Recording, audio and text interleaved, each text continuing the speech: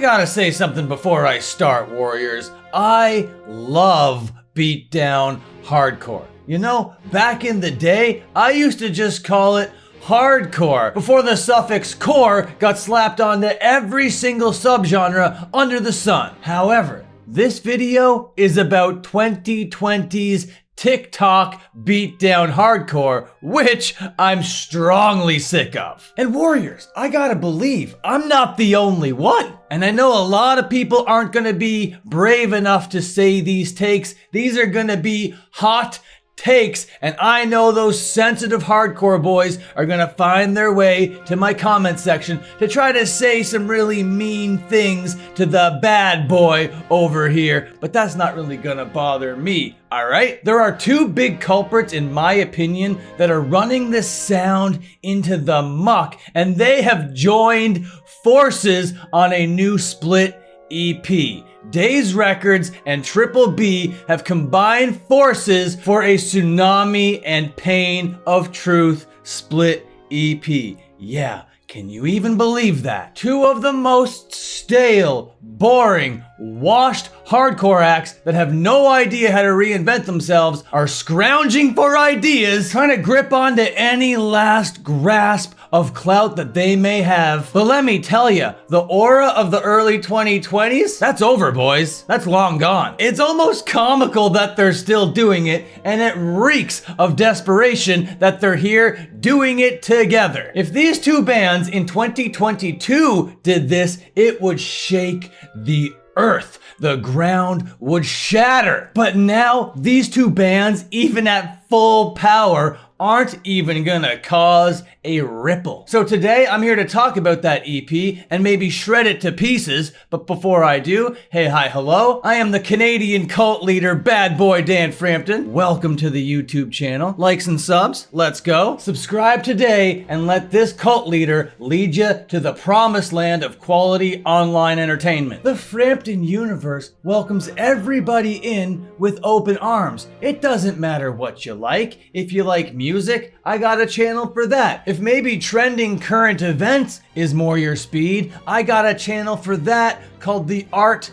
of Slop. And also, I have a filth channel where I do gaming. It goes main channel, slop, filth. So no matter what you're into, the Frampton universe is gonna welcome you in. We gotta organize and mobilize to get the cult leader out of YouTube's doghouse. And slowly but surely, with your help, Warriors, we're gonna make it happen. We're gonna go from bad boy to golden goose, and it's gonna be the arc of a century. And I'm a 1%er who just ripped in here on his American Made to tell you guys all about this awful TikTok beatdown hardcore EP that I hate so much. Well, it's not that I hate it, it's that I'm sick of it. And to everyone whose name isn't Mike Dirt, I hope you're having a good one. I'll be awarding points to people that comment within the first 3 hours. Today's video, today's comment section is a competition all vying for the love and adoration of the cult leader, Bad Boy Dan Frampton. Who's it gonna be? Who's the champion of the comment section? Okay, let's talk about this steaming heap of radioactive New York City rat vomit that these bands have the audacity to call a split. It's called Coast to Coast,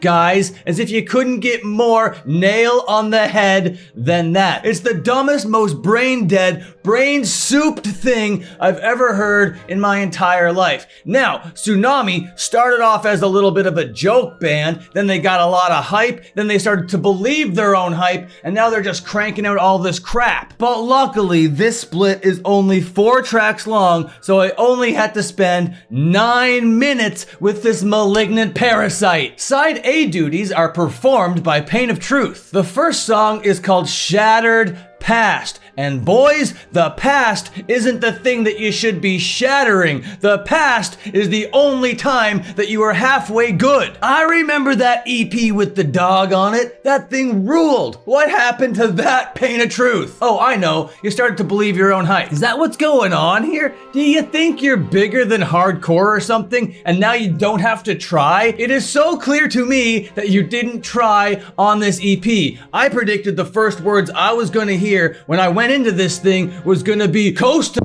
coast. And guess what? Those are the first words you said. So predictable. Every trick in the book, every trope just neatly laid out. It's mediocrity at its finest. And because this band has so much hype, and because this band has so much clout, and because they have headlining tour after headlining tour, and because they're so full of tough guys that everybody is so scared of, nobody is gonna say, just try a little bit harder, your music sucks. But you know who is gonna say that? The bad boy Dan Frampton. Pain of Truth, your music sucks. You're not Madball. You're not Cold as Life. You never will be. Now I know those scene OGs have given you the blessing, but believe me, you will never fill those shoes. You may have everybody out here stroking your Willy Wonka, but I can see right through your act, said some YouTuber on the internet. And it was at this point in the scathing script writing process that I decided to actually listen to this EP. Press play, the first words, coast to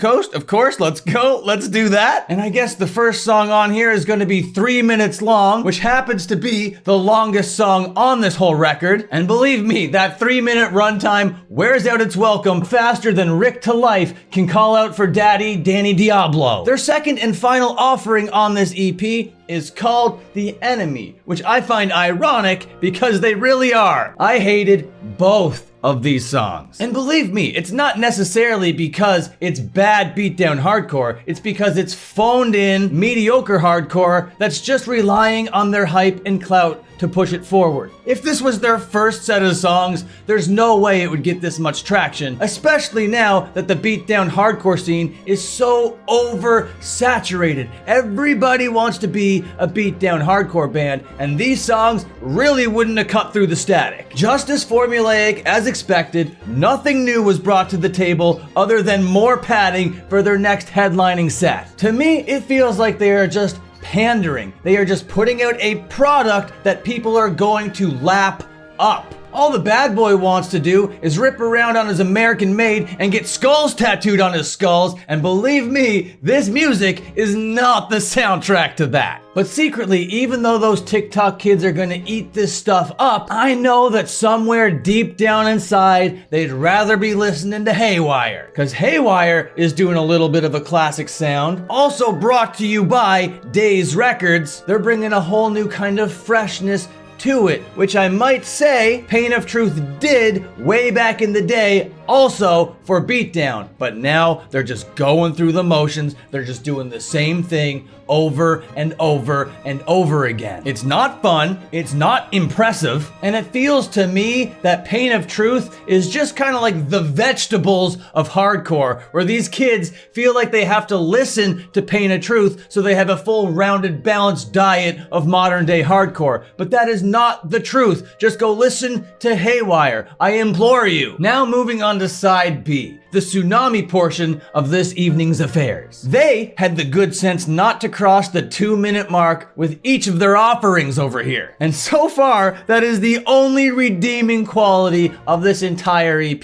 Their sound on this is a major regression. They are not only doing the same thing over and over, they're getting worse at it. How? If I said it once, I said it a million times. They started off as a joke band and then just started to believe their own hype more than any other band that I could currently see out there in the hardcore scene. And if they leaned into the satirical element of their tough guy act, it would have been amazing. But they didn't. They believed it. Imagine The Undertaker believed he was an Undertaker and a walking dead man zombie. That's Sunami. That's how silly it is. They believed the gimmick. They didn't live the gimmick. Living the gimmick is different. Living the gimmick is badass. Believing your own hype is whack. And that is what these guys are guilty of. They've gone full circle now and they've become the joke that they were once making. This is as corny as beatdown music can be. They're just doing the tropes and nothing more. They used to satirize the tropes, now they're relying on them. Now the tropes are their crutches as they wobble across this hardcore landscape. It's worse than bad, it's sad. It really is pathetic to see how creatively vapid both of these bands are. Completely devoid of a new idea. And it's not even a new idea that I need. You could just go out there and make meat and potatoes, beat down hardcore for the TikTok crowd. That's fine, but what I'm saying here is that they're getting worse at it. The riffs are not as good. The lyrics aren't as cutting. The mixing is even worse than those early demos. What the is going on, Sunami? You're really just trying to get away with as little as possible. I'd swear you are a slop channel on YouTube. They really are a couple of one tricks that cheesed their way all the way to the headline of the bill. Now they're here, and it's clear to me they've become complacent and comfortable. They're making towns on the strength of their clout and not on the strength of their songs. And this is supposed to be a music scene where the music matters. They're only getting away with putting out this generic slop because of the strength of their names. I know I'm gonna make a lot of people mad by saying this. My words will be seen as a hot take, and I know that. The hardcore crews will come by here and say super mean things to me, and that much is clear. They are just as predictable and broken as this EP. But I'm right in this instance, and you'll all see that. In 10 years, when you're looking back at this, you're gonna see these TikTok bands, and you'll be like, oh man, they really made this look pretty whack, huh? This trend, this fashion, it will all eventually hit a wall. I've seen it happen a million times before. You think this is the first time that hardcore had a moment in the sun? Nah, the fire always burns bright, then burns out when people and bands overdo shit and take the culture for granted. I'm so sick of this sound, but to be clear, I love the moment in the sun that hardcore is receiving. We just need to be respecting it. And churning this kind of effortless garbage out is not respecting it. And please, don't get this wrong. I don't think that TikTok and TikTok kids are necessarily the thing that are killing this thing. I love that people are sharing their passion for it in their own creative ways on social media. TikTok and Instagram accounts are popping off all over the place celebrating DIY culture, and it's so awesome to see. I can't hate it. My complaint, my criticism, my overall warning has to do with the oversaturation and pandering. It kills these kinds of scenes. Once it's clear to the people that you're just making a product to sell them, they will find something else that gives them that emotional release that they crave from this kind of music. Sunami and Pain of Truth have officially crossed into that territory on this split. Their mask has completely slipped. They're just going through the motions in an effort to keep the wheels on this wagon. But I can see through the facade, and I hate what I see. And with all that being said, this EP is a total skip. Do not waste your time. I'm giving it a 5 out of 100. There are so many good hardcore bands out there right now. You do not need to be supporting the ones that are making the culture look the stupidest. Imagine if these guys and Kubla Khan did a 3-way split. I wouldn't be able to handle it. Okay, it's time for me to ride my American Made into the sunset. Thank you so much for watching. Really appreciate you. Likes and subs, remember, let's go. Okay, goodbye, see you later, have a good one.